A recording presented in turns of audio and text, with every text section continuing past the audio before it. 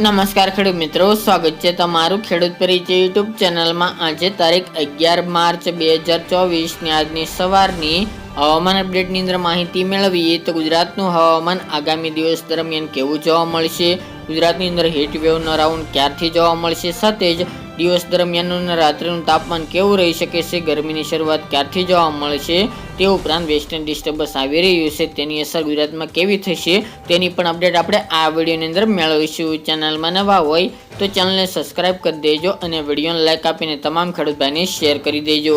આગામી દિવસ દરમિયાન ગુજરાતનું વાતાવરણ સૂકું રહેવાની સંભાવના છે। આ સાથે જ એક વેસ્ટર્ન ડિસ્ટર્બન્સ આવી રહ્યું છે, પરંતુ તે ગુજરાતથી ઘણું દૂરથી પસાર થવાનું છે, એટલે ગુજરાતમાં ઝાઝી અસર નહીં પહોંચાડે, પરંતુ તેના કારણે આગામી 2 દિવસ દરમિયાન ઉત્તર ગુજરાતના વિસ્તારો, કચ્છના વિસ્તારો, અમુક જગ્યાએ વાદળછાયું વાતાવરણ જોવા મળી શકે છે। બાકી આ વેસ્ટર્ન ડિસ્ટર્બન્સની અસરના કારણે માવઠું થાય તેવી શક્યતા ખૂબ ઓછી જોવા મળી રહી છે, કારણ કે આનો ટ્રેક ફરીવાર બદલાનો છે। ગુજરાતમાં તે નહિવત અસર કરશે, જેના કારણે ગુજરાતમાં ફક્ત વાદળછાયું વાતાવરણ જોવા મળે તેવી આજની અપડેટ જોવા મળી રહી છે। આમાં પણ ઘણા બધા ફેરફાર થતા હોય છે, આમાં પણ કશો ફેરફાર હશે તો અવશ્ય જણાવશું। તે ઉપરાંત ગુજરાતની અંદર માવઠું થાય તેવી શક્યતા ખૂબ ઓછી જોવા મળી રહી છે। ફક્ત ઉત્તર ભારતના વિસ્તારની અંદર હિમવર્ષા થશે અને વરસાદને લઈને આગાહી કરવામાં આવી રહી છે, બાકી ગુજરાતમાં અસર નહિવત દેખાય। તે ઉપરાંત વાત કરીએ તો હવેથી ગુજરાતની અંદર ગરમીમાં વધારો થશે, એટલે કે ઉનાળાની શરૂઆત થઈ ચૂકી છે, હવે તાપમાન ધીરે ધીરે વધે તેવી શક્યતા છે। આગામી 2 દિવસમાં તાપમાનનો પારો બપોર દરમિયાન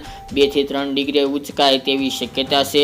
રાત્રિનું જે લઘુત્તમ તાપમાન ચાલી રહ્યું છે તેમાં પણ વધારો થાય તેવી સંભાવના રહેલી છે, કારણ કે અત્યારે ઉનાળુ સિઝનના પવનો ફૂંકાઈ રહ્યા છે, પવનની દિશામાં પણ ફેરફાર જોવા મળી રહી છે અને પવનની ઝડપ થોડી વધારે જોવા મળી રહી છે। અત્યારે ખાસ કરીને ઉત્તર પશ્ચિમ અને પશ્ચિમ દિશાના પવનો જોવા મળી રહ્યા છે, અમુક જગ્યાએ ઉત્તર પૂર્વના પણ પવનો નોંધાઈ રહ્યા છે। આગામી 2-3 દિવસ દરમિયાન પવનની ઝડપ બપોર દરમિયાન અમુક સેન્ટરોની અંદર વધુ જોવા મળી શકે છે અને ઝટકાના પવન થોડા 20 કિલોમીટર પ્રતિ કલાકથી લઈને 25 સુધી જોવા મળે તેવી સંભાવના છે। ઓવરઓલ નોર્મલ સ્પીડ 7 થી લઈને 15 કિલોમીટરની જોવા મળે તેવું અનુમાન રહેલું છે। બાકી ગુજરાતમાં હાલની અપડેટ મુજબ 15 તારીખ સુધી પવનની દિશા આ રીતે જળવાય તેવું અનુમાન છે। જ્યારે તાપમાનની વાત કરીએ તો અત્યારે નોંધપાત્ર રીતે તાપમાનનો પારો ઉંચકાઈ રહ્યો છે। આગામી દિવસ દરમિયાન એક હળવો રાઉન્ડ હીટ વેવ ન જોવા મળે તેવી પણ હાલ તો આગાહી કરવામાં આવી રહી છે। 19 તારીખ બાદથી ગુજરાતમાં હીટ વેવનો રાઉન્ડ આવી શકે છે અને મોટાભાગના વિસ્તારની અંદર 40 ડિગ્રી કરતાં પણ વધુ તાપમાન નોંધાય તેવી સંભાવના રહેલી છે। અત્યારે ખાસ કરીને અમદાવાદ જેવા સિટીઓની અંદર, દક્ષિણ ગુજરાતની અંદર પણ 35 ડિગ્રી આજુબાજુ તાપમાન અત્યારે પહોંચી ગયું છે। આગામી દિવસ દરમિયાન 35 ડિગ્રીને તાપમાન વટાવે તેવી સંભાવના છે। 15 તારીખ બાદ તાપમાનનો પારો વધુ ઉંચકાય તેવી પણ હાલ તો સંભાવના રહેલી છે। અત્યારે બપોર દરમિયાન ગરમી જોવા મળી રહી છે અને બફારાનો થોડોક માહોલ પણ જોવા મળી રહ્યો છે। આગામી દિવસ દરમિયાન તેમાં વધારો થઈ શકે છે। રાત્રિનું તાપમાન જે નોંધપાત્ર નીચે હતું ધીરે ધીરે ઉંચકાઈ રહ્યું છે અને આગામી દિવસ દરમિયાન 20 ડિગ્રીથી લઈને 30 ડિગ્રી સેલ્સિયસ સુધી પહોંચે તેવી પણ સંભાવના રહેલી છે। તો આ માર્ચ મહિના દરમિયાન એક હળવો હીટ વેવનો રાઉન્ડ જોવા મળે તેવી આગાહી કરવામાં આવી રહી છે। હાલ ગુજરાતની અંદર માવઠાની શક્યતા ખૂબ ઓછી જોવા મળી રહી છે, એટલે કોઈ ખેડૂત ભાઈને ડરવાની જરૂર નથી।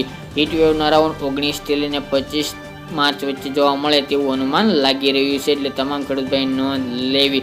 બાકી ગુજરાતમાં માવઠું થાય તેવા સંજોગો ઓછા જોવા મળી રહ્યા છે। અત્યારે ઉત્તર ગુજરાત, કચ્છ અને દક્ષિણ ગુજરાત અને મધ્ય ગુજરાતના તમામ વિસ્તારની અંદર તાપમાન 32 થી લઈને 33-34 ડિગ્રી સેલ્સિયસ સુધી આજે નોંધાય તેવી સંભાવના છે।